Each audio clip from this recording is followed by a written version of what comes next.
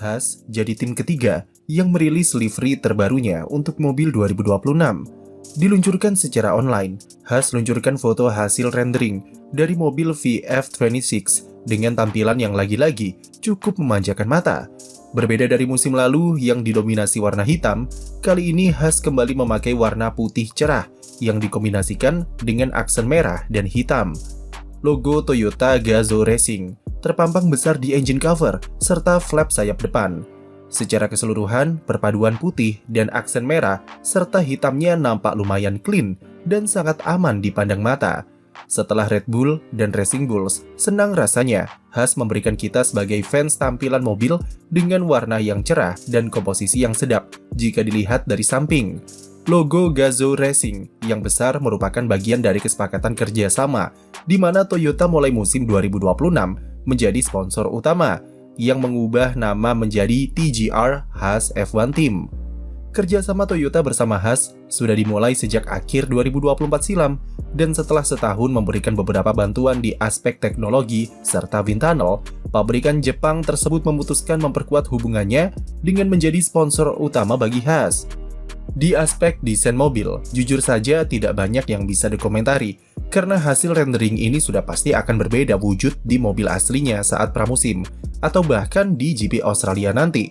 Namun tentu saja, ada beberapa hal menarik yang tersaji dalam desain mobil VF26 versi rendering ini. Pertama dari sayap depan, ujung moncong Haas nampak cukup panjang, dan bentuknya agak cembung dibanding Red Bull atau V-Carb yang lebih lancip ujungnya.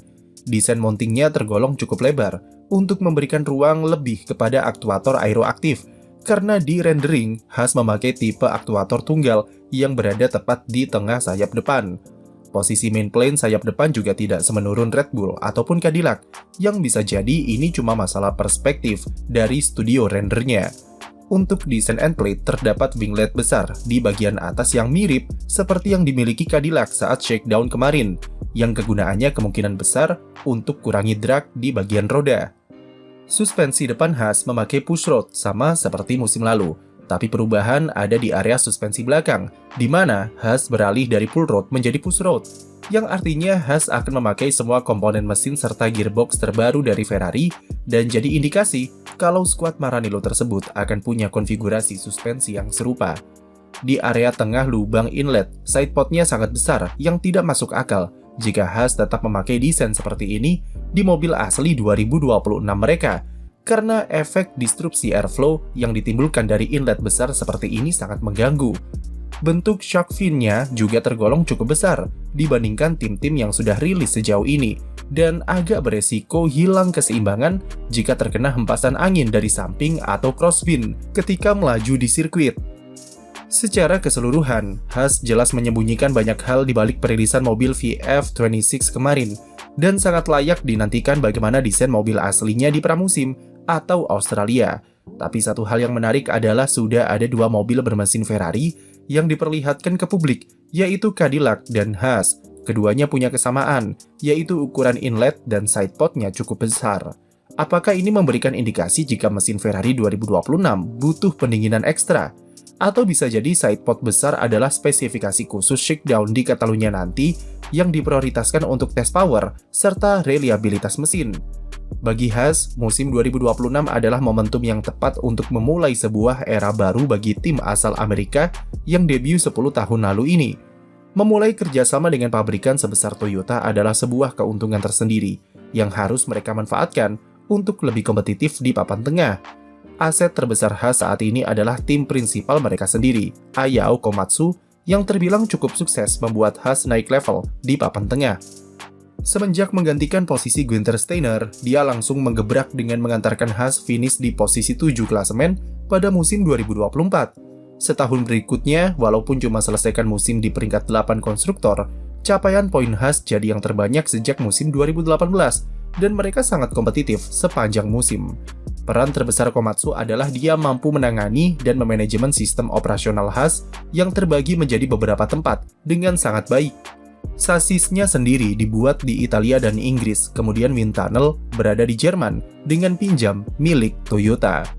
Italia itu pun terbagi jadi 2 lokasi, yaitu di Parma dengan sasis seperti Survival Cell dan Monocoque yang dipasok dari Dallara, serta di Maranello untuk desain serta integrasi ke power unit Ferrari. Belum koordinasi dengan markas pusat Haas di Amerika, semua itu bisa ditangani dengan baik oleh Komatsu, meskipun sumber daya yang mereka miliki adalah yang paling kecil dari semua tim F1 saat ini. Salah satu prestasi terbesarnya adalah bisa jalin kerjasama bersama Toyota, yang terbukti sangat berpengaruh terhadap kapabilitas operasional tim, terutama di aspek teknologi, dan tentu saja finansial. Di era Komatsu, Haas akhirnya kembali merasakan nikmatnya profit di neraca keuangan, dan membuat sang owner tidak perlu lagi mengais dompetnya sendiri untuk membantu finansial tim. Hal-hal positif yang bersifat progresif inilah yang membuat Haas berani pasang target ambisius dalam menghadapi regulasi baru 2026. Direktur teknis tim Andrea De Sordo ungkapkan kalau Haas ingin membuat mobil sebaik mungkin dan jadi kompetitif dalam waktu yang singkat dengan merencanakan pengembangan mobil yang cepat. Melihat regulasi baru yang penuh ketidakpastian, Haas ingin bergerak serba cepat di aspek development mobil agar tidak kecolongan dari rival-rivalnya di papan tengah. Satu hal menarik adalah De Sordo mengaku kalau mobil VF26 sudah dibuat sejak pertengahan musim 2024, atau total 18 bulan mereka habiskan untuk mengembangkan mobil ini.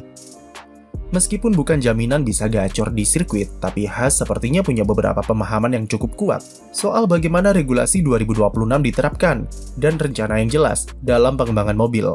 De Sordo akan disibukkan dengan spam tes wind tunnel sampai GP Australia tiba dan mengklaim kalau mobil di tes pramusim Bahrain nanti masih bisa mereka kembangkan lagi untuk lebih siap di balapan pembuka. Aspek yang bakal jadi penghambat terbesar Haas di regulasi 2026 adalah fakta kalau mereka belum memiliki full house simulator seperti tim-tim lain. Bandingkan dengan Cadillac yang statusnya tim debutan saja, mereka sudah punya simulator super canggih. Sementara Haas sampai sekarang baru memiliki simulator sederhana dengan input yang sangat terbatas, hanya untuk mengenali karakter sirkuit saja.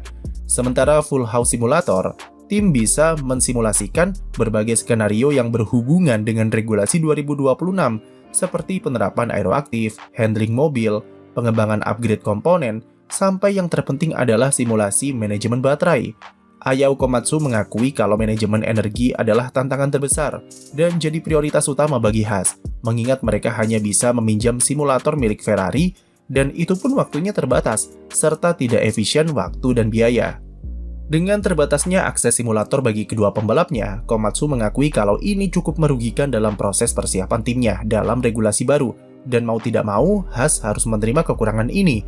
Simulator sebenarnya adalah program unggulan yang ditawarkan Toyota lewat kerjasamanya dengan Haas. Toyota cukup handal dalam pembuatan hardware dengan arsitektur spesifik dan punya kapabilitas dalam proses sinkronisasi data lewat pengalaman mereka sebagai pabrikan di ajang balap. Namun pembangunan simulator baru sampai sekarang belum selesai, dan Haas masih menunggu setidaknya sampai kuartal kedua 2026 untuk mendapatkannya. Tapi Haas sebelum ini juga tergolong masih oke-oke saja, meskipun tanpa simulator dan dengan sumber daya yang ala kadarnya. Tentunya keterbatasan tersebut menjadi sebuah tembok yang menghalangi ambisi mereka di 2026 dan memaksa Haas untuk sedikit lebih realistis, mengingat secara ukuran mereka tidaklah tim sebesar Ferrari ataupun Red Bull.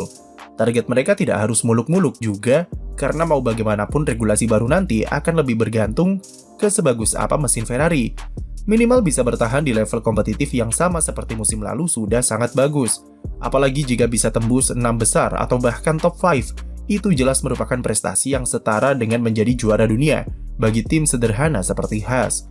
Sekian video dari kami, jangan lupa beri like dan subscribe untuk konten F1 lainnya.